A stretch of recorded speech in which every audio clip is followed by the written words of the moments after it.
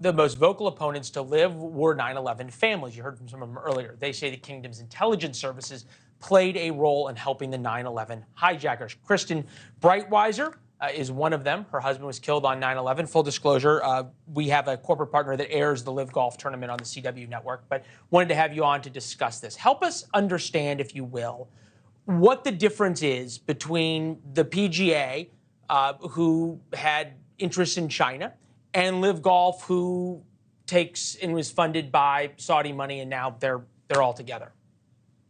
Well, I mean, I think first and foremost, you need to discuss the fact that today is not an awesome day, as Phil Mickelson has been quoted as saying. It's a shameful day. It's a day where I think people around the world are going to see that, unfortunately, Saudi money trumps morals and murder.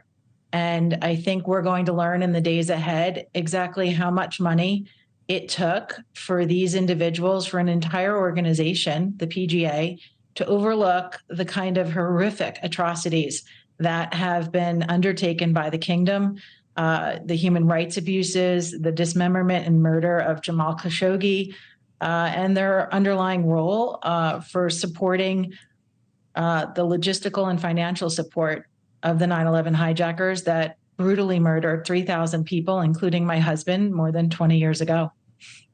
Yeah, and to be fair, we still haven't gotten the full readout of the 9/11 report, because there's parts of it that are still classified that perhaps show the kingdom in a not so great light, is what we can think of. Look, money talks, and that's what we heard today. This is the head of LIV, that's now the head of PGA, and the head of the PGA, who was so aghast at the Saudis earlier, is one big happy family today. Take a listen.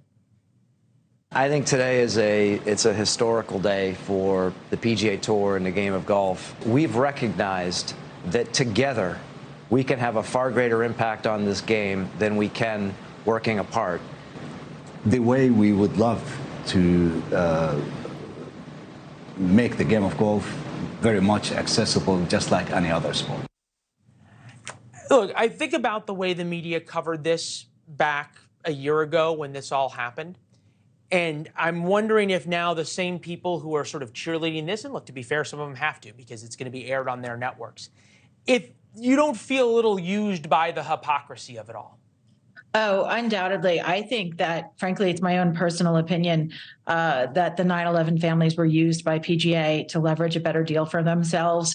I think that that's atrocious. I think it's sick and demented.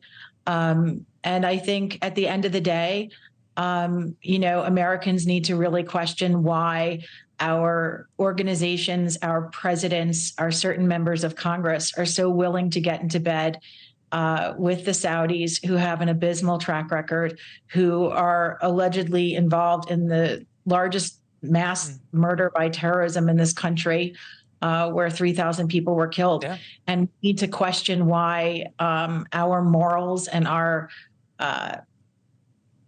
greed is overcoming what this nation is supposed to stand for. And to me, at the end of the day, the PGA, it doesn't stand for, the professional golfers of America. It's apparently the professional golfers of Arabia. And that is certainly not the country I want to live in. And I'm disgusted. I'm embarrassed. Yeah. No, I understand. And the insult after, as you said, feeling used is the worst part of it. We got to run, but we appreciate you being here. Thank you. We'll have you back. Thanks for watching. Go to newsnationnow.com to find NewsNation on your television provider. And don't forget to subscribe. Click the red button to get more of NewsNation's fact-driven, unbiased coverage.